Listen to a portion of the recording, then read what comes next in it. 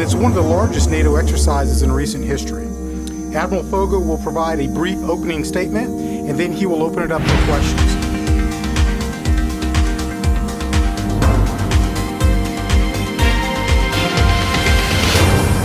All right, good morning, ladies and gentlemen. My name is Colonel Rob Manning. I'm the Director of Press Operations here at the Department of Defense. Thanks for joining us today for a brief by the Commander of Allied Joint Force Command, Admiral James G. Fogel. And his bio is at jfcnaples.nato.int. He will discuss NATO's upcoming exercise Trident Juncture, which will exercise NATO's ability to marshal and integrate forces and ensure interoperability. How do I feel? Inspired. Inspired. A lot of times folks ask us, why do you stay in the Marine Corps? It's because of the mission, our ethos, and of course those young Marines. They inspire us older Marines every single day. We're at Morehead City. It's the closest port that we have right here to Trade Point, where the 2nd Marine Aircraft Wing is located. We're unloading equipment that's going to support the 2nd Marine Corps Aircraft Wing when it gets to Norway. The Marines' performance has been great. They've been top-notch. It's been long hours, long days. They've been extremely motivated in attacking the equipment. We give them tasks and have that small unit leadership to go forth and do the great things that they're doing. This exercise occurs from October 25th until November 7th in Norway and other areas of the North Atlantic and Baltic Sea. And it's one of the largest NATO exercises in recent history. Admiral Fogel will provide a brief opening statement, and then he will open it up for questions. We have 45,000 soldiers, sailors, airmen, and Marines from 31 different nations, including 29 NATO allies and 2 partner nations, Sweden and Finland. That's significant. This exercise is a prime example of NATO allies and partners working together and our interoperability. And you hear words a lot in this building. We call them buzzwords. I know John doesn't like the term buzzwords, but I'll use it anyway. Interoperability is important. It's how we fight together, how we link together in our communication systems, and how we work together as friends and partners for one common purpose, and that's defense of the members of the alliance and the territory inside that alliance. Air, land, maritime, special forces, and amphibious forces will participate. Allies are contributing about 150 aircraft, over 60 ships, and 10,000 rolling or tracked vehicles. So armored personnel carriers, trucks, those are the rolling vehicles, the tracked vehicles, those APCs or armored personnel carriers with treads or tanks or amphibious assault craft that are going to come ashore. Trident Juncture is designed to ensure that NATO forces are trained and ready. It will be an important test and a tremendous demonstration of our collective capabilities. Let me emphasize that this is an exercise. This is for training. But it is real, because the lessons we learned are very real, and they'll benefit us in our desire to become more resilient and stronger together as an alliance. And the exercise in and of itself will have a deterrent effect on anybody who might think about crossing a contiguous border or violating the sovereignty of a member of the NATO alliance. Let me stress another point. NATO is a defensive alliance. We value openness and transparency. I've just told you all about the exercise. I've told you when it starts, when it finishes, who's in it, and what's in it. And so transparency is important to us. Observers are invited, and the international rules on military exercises will be respected in full. As a result of our observation of those rules under the OSCE, Organization for Security and Cooperation in Europe, we have invited several people to observe the exercise, including the Russians. That invite went out a few weeks ago. Exercises like this show that NATO is strong. Together, we're more effective at upholding our common values and preserving peace. Trident Juncture will prove that in this very unpredictable world, and I don't think anybody disagrees with me on that, NATO remains an anchor of stability. 70 years young, 70 years old. The longest alliance in the history of Europe, stuck together, the strongest alliance in the history of Europe. Just the GDP of all the NATO countries combined represents 38 trillion euros. Defense spending, 0.9 trillion euros, and thanks to American leadership and our president and his urging to increase defense spending. I saw a quote the other day from DoD that all NATO partners or all NATO allies have increased their spending in some way, shape, or form. Some are at 2%, some are rising, and the goal is to get there by 2024. So with that, we buy additional capacity and capability on which to defend ourselves, and I think that's very important. My immediate second in the chain of command in Naples is a Canadian Lieutenant General, Lieutenant General Christian Junot. He served with us in Afghanistan. He's a very capable officer, and he will command ashore with the land component, and that is exactly where he belongs, between Bodo and Stavanger in Norway. I will be where I belong, at sea, on either USS Mount Whitney or bouncing around some of the other ships out there. And it's going to be sporty, because this is wintertime, this is the North Atlantic, and I think it'll be a challenge for all those nations that come up, some more used to it than others. The Norwegians are certainly used to that kind of weather and those kind of seas. The American Marines that come over, this is going to be a great opportunity for them to fight in the archipelago, fight without their boots in the sand, and come ashore in Norway and work in cold weather operations. Now, we need a theme, right? Everybody has to have a theme, a bumper sticker, a mantra. Kirby would tell you, rule of three, Svogo. Don't go 5, go 3. If you go 5, it's okay sometimes, but what's the rule of 3? So we said, well, this is really the 3 Ds for Trident Juncture. NATO is a defensive alliance. Trident Juncture demonstrates our capability, and together we deter potential adversaries. Now that said, I want to add 3 more Ds. And these Ds come from our big boss, Secretary General Jens Stoltenberg. He says it's all about, NATO's an alliance, it's all about deter, defend, and dialogue. You know, the symbol of my headquarters is the Lion of St. Mark's from Venice. I'm very proud of that. The lion holds the sword.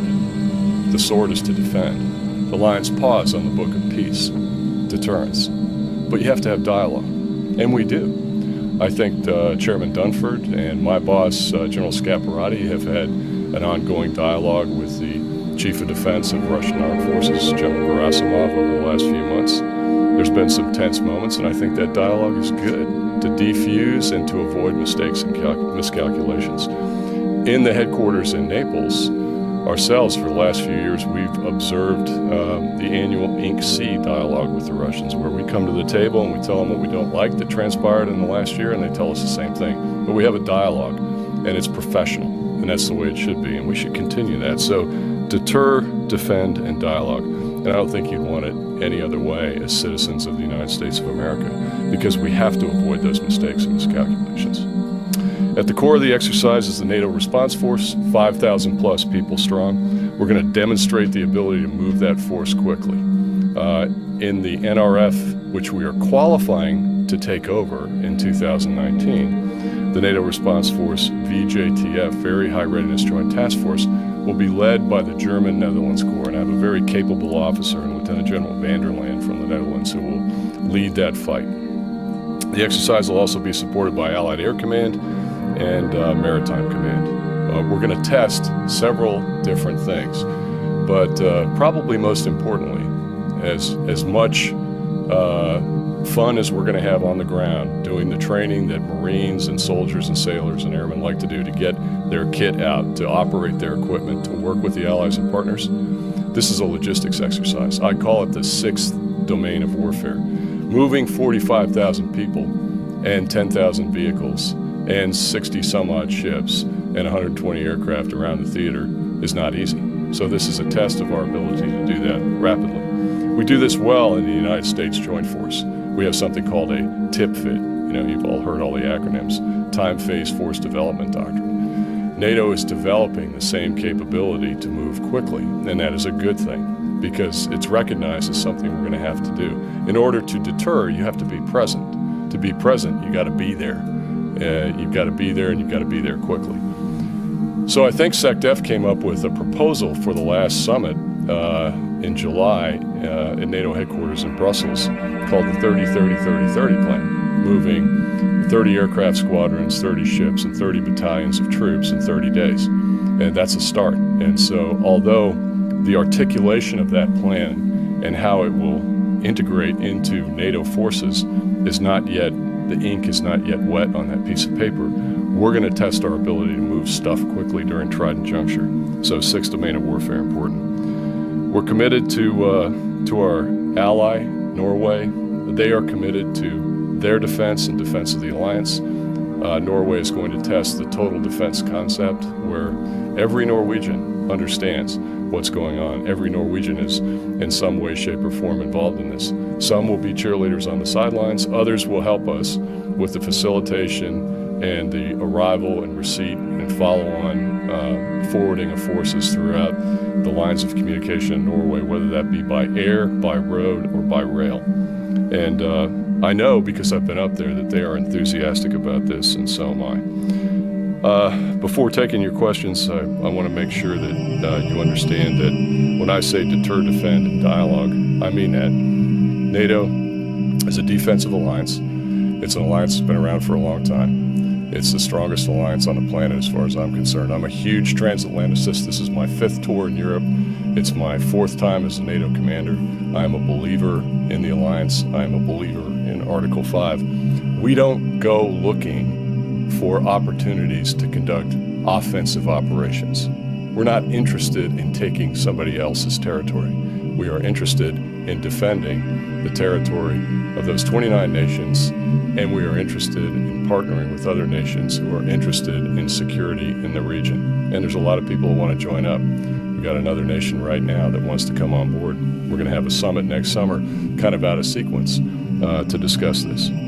So with that, I'll stop there and take your questions. And excuse me, I'm just coming off a little bit of a flu bug at the tail end here today, so I may have to suck down a little water while I'm answering you. So, Sir, thank you very much. Appreciate it. We'll get started with Associated Press, Bob Burns. I would just remind everyone we do have a limited amount of time together.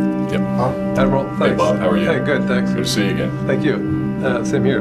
Just a couple of quick questions on, you mentioned that the Russians have been invited to observe. Have they accepted? You also mentioned the importance of dialogue. Have they been briefed on the specifics of the exercise? And thirdly, are there any nuclear simulation or cyber elements to the exercise?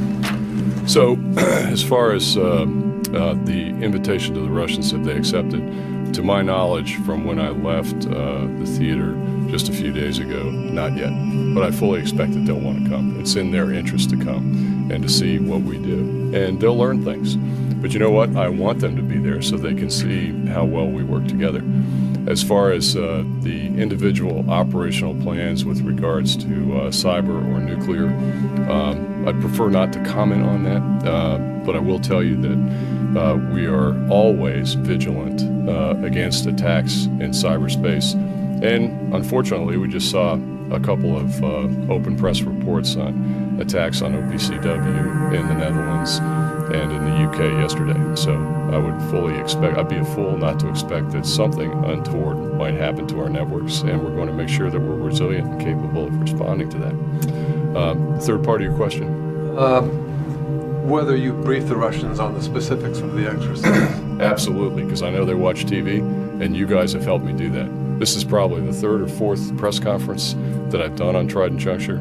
Twice with Norwegians, once with Vice Admiral Kettle at NATO headquarters about 3 or 4 months ago, another at my headquarters with Admiral Brun Hansen at Chad, and I'll be joined by Lieutenant General Jakobsen when I'm in NATO on Monday.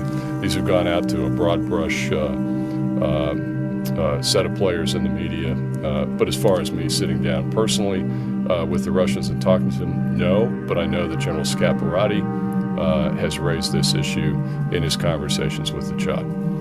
Raise it, you mean to brief them or just to mention that it's happening? Or? Depends on your definition of brief. They know it's happening and they can read the details in the newspaper, but that's not something I would expect a 4-star to 4-star to have. Hey, we're having this exercise, it's at this time, and more details to follow. Oh, by the way, according to OSCE rules, you have a seat at the table if you want it. Thank you. Yep. Barbara Starr, CNN. Could you go a little bit more into your view right now about the Russian military capabilities, especially because you've talked publicly about their submarine operations in the North Atlantic, their advances in quieting technology, and more specifically, the challenge that poses to the U.S. and NATO military forces in trying to operate against the Russians. And the last part of my question is, as they expand trying to sell their systems like the S-400 that impact Turkey, Syria, the Mediterranean, what do these Russian weapons advances mean for NATO operations in that region? Okay, two really great questions, Barb. Thank you very much. First off on Russian military capabilities, and particularly one that I've talked about recently and this morning with the Atlantic Council and the undersea domain. Russia is not 10 feet tall, but they do have capabilities that keep me vigilant, concerned. One of them is in the undersea domain. For example, if you were to look at the surface Navy versus the submarine force, you wanted to compare apples to apples, an aircraft carrier to an aircraft carrier. Kuznetsov does not even come close to a Nimitz-class carrier or a Ford-class carrier. So in the maritime, in the surface Navy, they're building a lot of small ships, a lot of new construction, small classes of ships, but they do not have a robust capital ship capability, and certainly multiple aircraft carriers like we have to be able to operate globally. They're more regionally focused in Europe, in Africa, and certainly from their bases in the Pacific. But they have continued to do research and development and recapitalize in the undersea domain. They see that as asymmetric. They see it as one in which there is a challenge, and that challenge is the United States Navy and the United States Submarine Force. And I like what our CNO, Admiral John Richardson, said at the anniversary of the Midway celebration in his speech, when he talked about the margins to victory. And back then, the margins to victory were razor thin. It could have gone either way in that battle. And the reason I wrote my piece called The Fourth Battle of the Atlantic was kind of a wake-up call, a call to arms 2 years ago in 2016, because in the undersea domain, the margins to victory are razor thin. So we have to continue to put a capital effort into the development of our technologies in anti-submarine warfare. This is not just submarines. It's maritime patrol aircraft. It's sensors of all types. And it's the surface Navy with their multifunction towed arrays and the training and the professionalism that goes along with it for us to have the knowledge and the awareness of where the adversary is operating. Russians have produced the new Dolgoruki-class submarine. They've produced the Severod-Vince-class submarine. They've produced the new Kilo Hybrid class submarine. 6 of them are operating in the Black Sea or the Eastern Mediterranean right now. They're firing the Caliber missile, very capable missile. It has a range which, if launched from any of the seas around Europe, Europe's really a peninsula. Caspian, Baltic, Arctic, North Atlantic, Mediterranean, or Black Sea can range any one of the capitals of Europe. That's a concern to me, and it's a concern to my NATO partners and friends. So we should know where they all are at all times. Do I think that they would do something like that? No, I think they'd be foolish to do something like that. But nevertheless, we should have that situational awareness. So it's in our best interest to have a better submarine force, and I believe that we do. I believe. Detect all Russian submarines wherever they are. Do you know where they all are at all times? Well, I prefer not to comment on the tactical details and the operational issues, but I can tell you that we hold an acoustic advantage, and we will continue to do that. Our boats are the best in the world. Laura Sullivan, Foreign Policy. Hi, sir. Thanks for being here.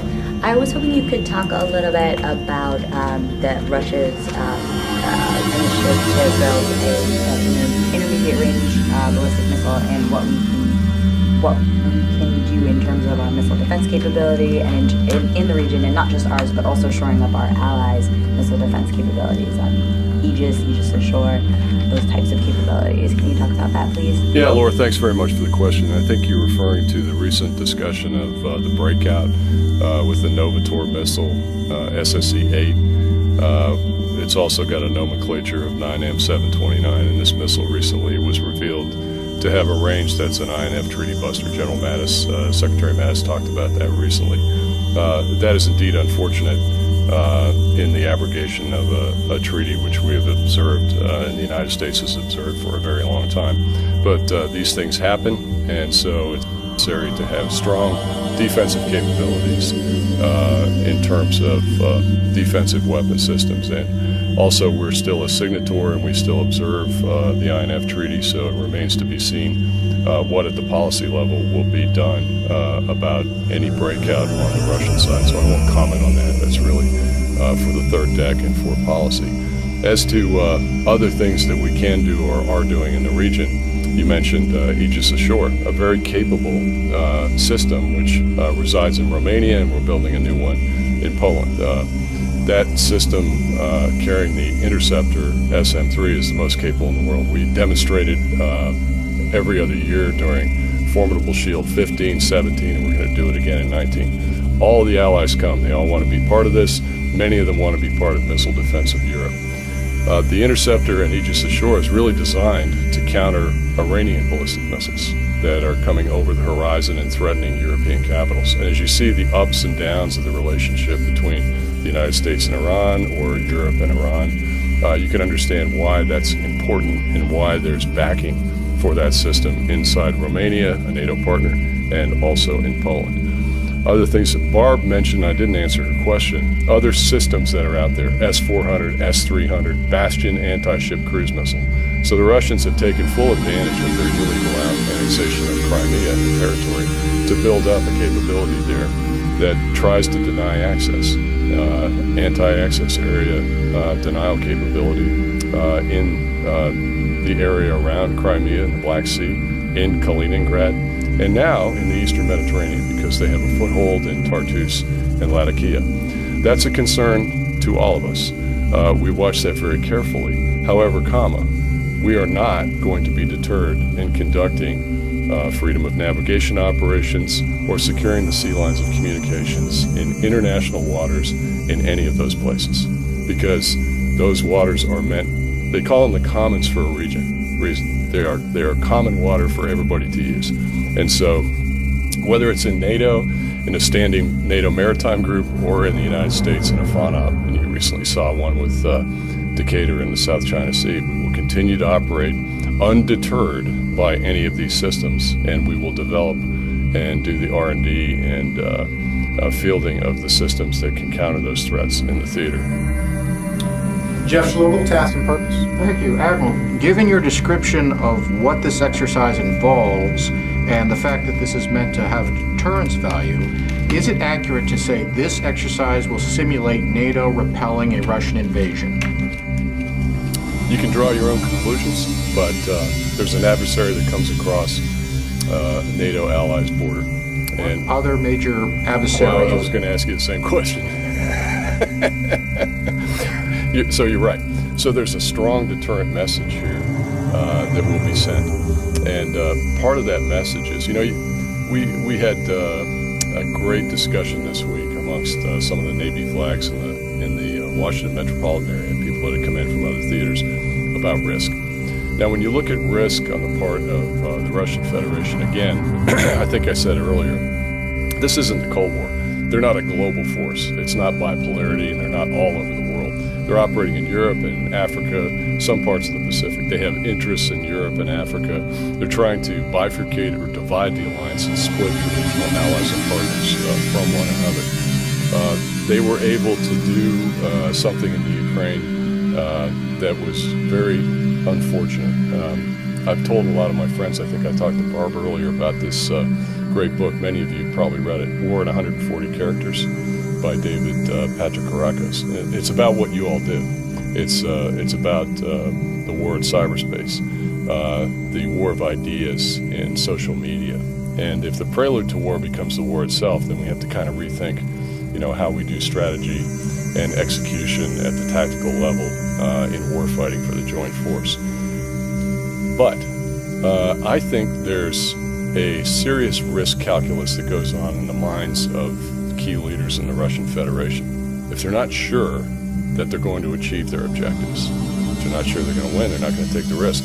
So what does that mean for us? It means we have to be really strong, right?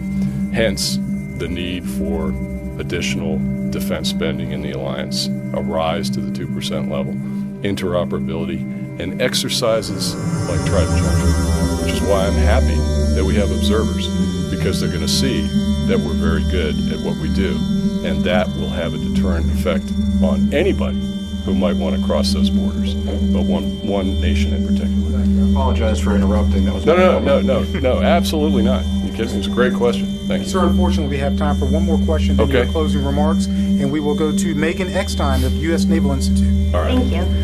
Sir, especially this year, you've been successful in bringing more naval forces to Europe. You had the Carrier Strike Group there earlier this year, as well as 2/3 of an amphibious ready group. So I was wondering if you could just shed some light on what that jockeying process kind of looks like that's helped you be so successful, and then what else you need in terms of ISR presence, deterrence to do what you need with the Russian submarine threat. Yeah, I think the Secretary of Defense, the Chairman of the Joint Chiefs, Chief of Naval Operations, and the warfighting commanders have attempted to implement a kind of a new strategy, if you will, known as dynamic force employment. And so the Carrier Harry-S Truman is really one of the first assets that's been used in this dynamic force employment. So she had a plan, and that plan changed, and it was to my benefit to have her remain in the theater for the period of time that she did. She went home, did a little bit of maintenance availability, and now she's back. And it is absolutely terrific to have the carrier and the associated support of her cruisers and destroyers and her air wing with us. We've been able to do incredible things throughout the theater. We had a strong presence in the Eastern Mediterranean. We contributed to strikes against ISIS in Iraq and Syria from the Mediterranean side. It's not the first time we've done it, but that's been recent in the last couple of years since I was the 6th Fleet Commander. We were able to participate in Baltops from the Adriatic. Amazing. It's the first time that the air wing from an aircraft carrier has been able to do that, and that was to the great credit of Rear Admiral Eugene Black, the Strike Group Commander, and also Vice Admiral Lisa Franchetti. So innovative, out-of-the-box thinking. Now she's back. She was up in Iceland. She's down doing some operations near and around the UK, and I fully expect that she'll be up north and joining us as we're doing Trident Juncture. And that sends a very strong message that the United States will operate anywhere, either unilaterally or in collaboration with our NATO partners and allies. And like I said, nobody in the world can come close to a U.S. nuclear-powered aircraft carrier in terms of firepower, dwell, and endurance. And those guys and gals out on that carrier and the Marines are doing a fantastic job. So we're keeping the adversaries back on their heels. They don't know where we're going next, and that's a good thing. And we're working more with allies and partners because we have that additional capability. Right now I have, I think at last count, and my PAO can double check the figures, 495,000 tons of gray hulled shipping operating in the theater, and that's great. I love it. Now this is transit presence, so it's for the period of a deployment. It's not always that high, but we're making full use of it. And thank you, Megan, for your question. I'll take the young lady's question here in a couple more. So I still Very got much. a little bit Carla of time. Babb, Voice of America. I'd like Hey, to. Carla, how are you? Good. If you don't mind, I'd like you to switch into your Africa Sure. hat, and I wanted to ask you about piracy. Yeah. Maritime piracy, the State Department just released, is on the rise Right. in Nigerian waters. We just saw a Right. kidnapping a couple of weeks ago. Can you talk about what the U.S. Navy can do to help its allies like Nigeria work together to counter this threat? Sure. So we've been working, and I've been working on Africa Partnership Station since I first arrived in Naples, end of 2009. And Africa Partnership Station and the exercise series that we do, the Express series around Africa, north, east, west, south, is all part of assisting African maritime nations to solve African problems, African solutions to African problems. You've probably heard that before. The difference between 2009 and 2018, post Yaoundé Code of Conduct, and some infrastructure, some radars, some AIS stations, some collaboration, all the exercises that we've done in between has been like night and day. And you're right. So we had a problem on the east coast of Africa with Somali pirates. We put a lot of emphasis on that and a lot of capacity on that. and that problem is now manageable. We're starting to see the rise of that problem in the Gulf of Guinea. So I'll head out in October to a Gulf of Guinea conference in France, partnering with the French. I'll have African partners coming to Naples for the Coalition Force Maritime Commanders Conference in December. We finished Obangami Express in the spring. I was down there and took the USS Mount Whitney down there for the first time, all with the goal of assisting them in doing what they need to do to protect their territorial waters. I think one of the recent successes, I'm very proud of many of the different countries that were involved, was the motor vessel Maximus that occurred about 2 years ago when I was 6th Fleet Commander. So the Commodore called me from CTF 63. She was down in the Africa area. Heidi Eagle said, there's a report of a pirate mothership out here in African waters. I was in Naples, and so I said, come find it. You have a fast ship. They had one of our high-speed vessels, and call me back when you locate it. She called the next day and said, it's a ghost. It's not here. It's probably a false report. Okay. The next day she called me. It's not a ghost. It's actually taken a vessel under control, motor vessel Maximus.